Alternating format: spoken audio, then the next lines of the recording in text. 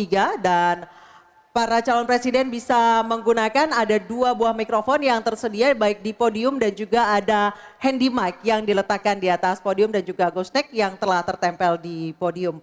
Untuk itu kami persilakan calon presiden nomor urut 3 Bapak Ganjar Pranowo menyampaikan visi misi dan program kerja. Kami persilakan Bapak untuk menuju ke podium. Dalam waktu 4 menit dimulai saat Bapak berbicara.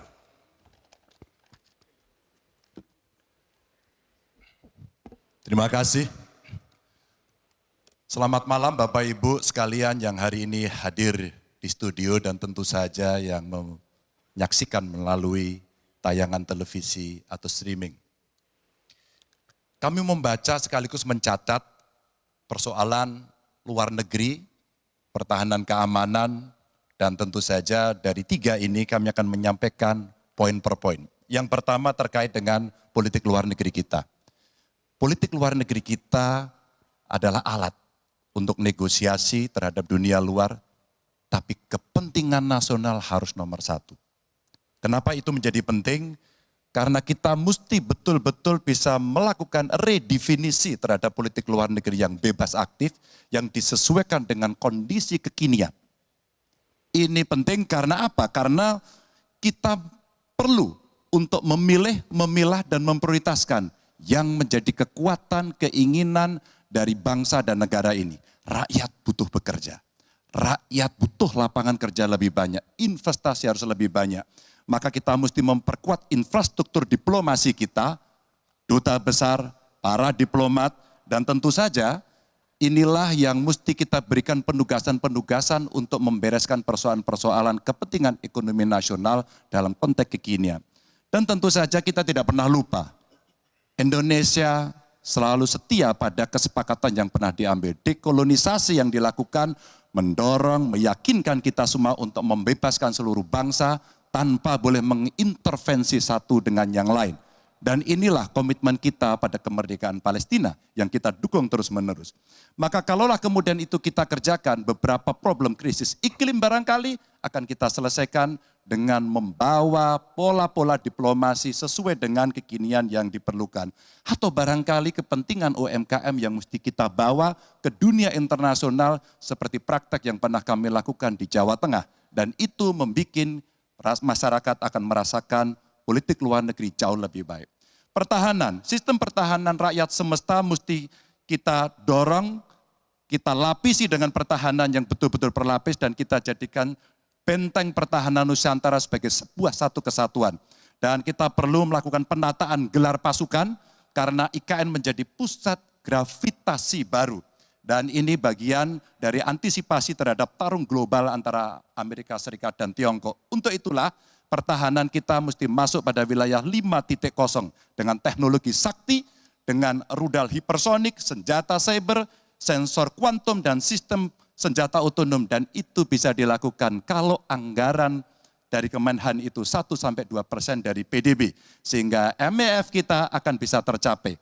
Karena ini yang mengerikan di 2024 saya khawatir ini tidak akan tercapai. Untuk keamanan, terorisme, narkoba, pinjaman online, judi online, kekerasan seksual, ini perlu mendapatkan perhatian termasuk TPPU. Maka reformasi kepolisian betul-betul harus mengantisipasi ini dengan penguatan cyber system kita, termasuk pengembangan SDM cyber yang kuat. Polisi yang menjadi pengabdi masyarakat betul-betul akan bisa mengayomi. Seperti kemudian pada saat saya bertemu dengan Ibu Mary Hugeng. Bagaimana Ibu Mary menceritakan bahwa polisi kita mengayomi dengan kesungguhan. Polisi kita hidup dengan sangat sederhana dan mereka punya integritas yang tinggi. Sebagai anak polisi, saya paham betul ini sesuatu yang sulit dan pasti akan bisa kita lakukan. Dan tentu saja inilah capaian-capaian yang akan kita lakukan oleh Ganjar Mahfud. Bismillah. Insya Allah kami siap. Baik, terima kasih Bapak Ganjar Pranowo. Kami persilakan kembali ke tempat Pak Ganjar. Kami persilakan kepada Bapak Anies Rashid Baswedan untuk menuju podium menyampaikan visi, misi, dan program kerja dengan waktu 4 menit.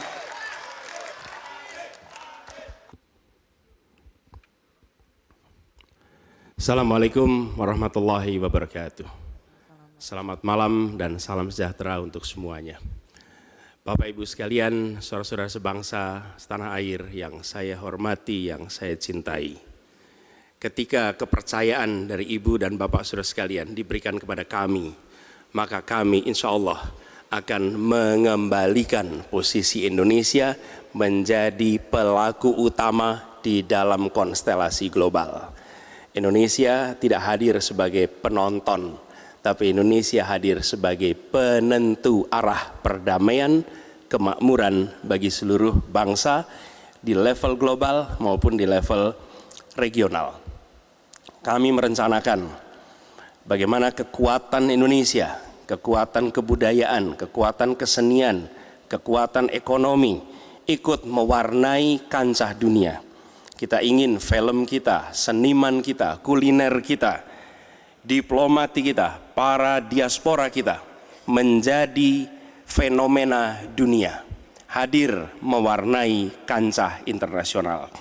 Kita menginginkan dengan cara seperti itu, maka apa yang kita kerjakan di level dunia membuat Indonesia bisa menjadi tuan rumah di negeri sendiri sekaligus tamu mempesona di negeri orang. Dan Presiden menjadi panglima diplomasi Indonesia, bukan hanya hadir dalam forum-forum, tapi hadir mewarnai, hadir serius memperjuangkan amanat, termasuk amanat terpenting, menghapuskan penjajahan di muka bumi. Bukan sekedar statement dalam upacara, tapi Presiden dan seluruh jajaran diplomasi bekerja keras untuk itu, khususnya untuk Palestina. Tapi dalam kenyataannya, kita bicara tentang pertahanan di sisi lain. Kita menghadapi tantangan yang tidak kecil. Dalam beberapa tahun terakhir ini, lebih dari 160.000 orang meninggal, bukan karena serangan militer, tapi karena serangan virus. HP kita, komputer kita, diserang oleh cyber attack. Lebih dari 800 juta cyber attack. Perdagangan manusia, perdagangan anak. Bagaimana perempuan, anak-anak menjadi korban, lebih dari 3.000 orang. Dan narkoba menyerbu Indonesia. 4,8 juta orang terpapar narkoba. Keluarga-keluarga kita menderita karena narkoba ini. Dan itu pedih sekali. Itu tingkat keluarga. Pencurian ikan, pencurian pasir, itu menandakan bahwa kita kebobolan. Dan lebih jauh lagi, ironisnya, Kementerian Pertahanan menjadi kementerian yang dibobol oleh hacker di 2023. Sebuah ironi. Karena itu kita ingin mengembalikan. Dan 700 triliun anggaran Kementerian Pertahanan tidak bisa mempertahankan itu, justru digunakan untuk membeli alat-alat alutsista yang bekas. Di saat tentara kita lebih dari separuh tidak memiliki rumah dinas. Sementara menterinya punya, menurut Pak Jokowi, punya lebih dari 340 hektar tanah di Republik ini. Ini harus diubah. Tambah lagi, food estate singkong yang menguntungkan kroni, merusak lingkungan, dan tidak menghasilkan. Ini harus diubah. Kami akan memulai dengan kepemimpinan yang menjunjung tinggi etika, kepemimpinan yang mengandalkan data, informasi, kapasitas yang serius. Kita ingin Republik ini berperan di level global, dijaga secara serius untuk rumah tangga, untuk nasional, sehingga kewibawaan kita adalah kewibawaan berdasarkan kekuatan. Untuk itu kita butuh perubahan. Terima kasih. Assalamualaikum warahmatullahi wabarakatuh. Baik, terima kasih Bapak Anies Baswedan, dipersilakan kembali ke tempat. Harap tenang. Harap tenang, harap Kita tenang sudah hadirin, paham? harap tenang dulu. Baik, selanjutnya kami persilakan kepada calon presiden nomor 2 Bapak Prabowo Subianto untuk menuju podium menyampaikan visi misi dan program kerja. Harap tenang, ada waktunya. Harap tenang. Om Swastiastu, Namo Buddhaya, Salam Kebajikan.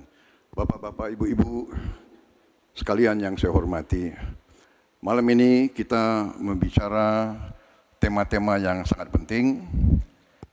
Pertahanan, hubungan internasional, geopolitik, globalisasi, keamanan.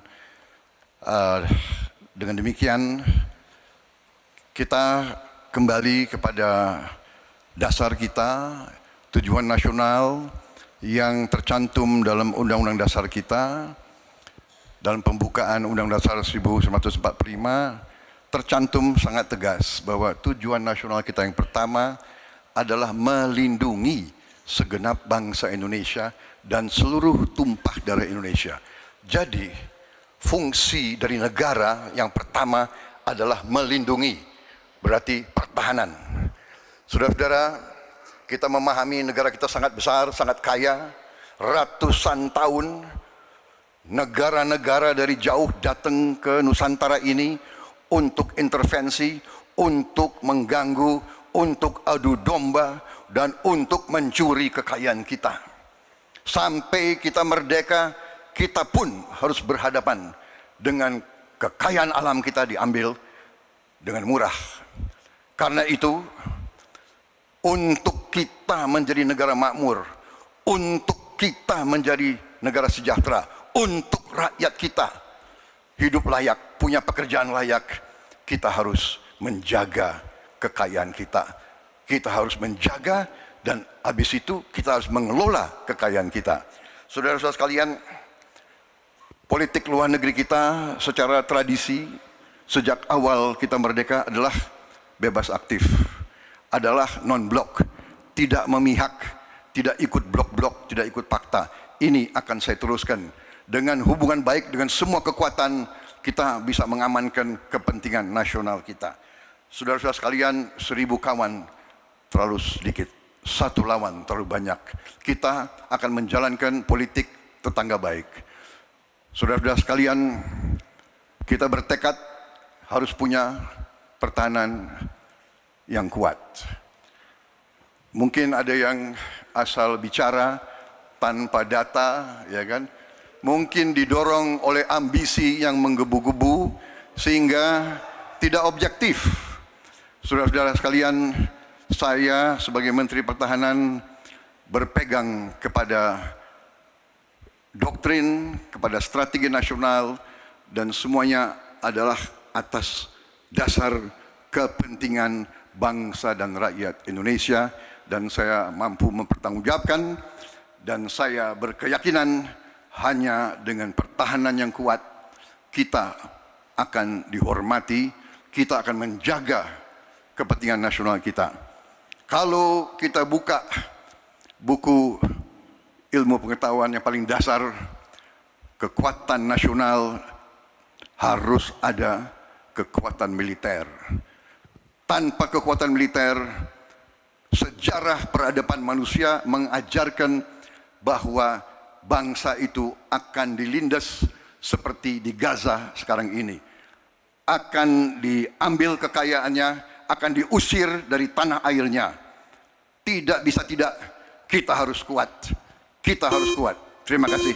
Wassalamualaikum warahmatullahi wabarakatuh. Baik, Waalaikumsalam.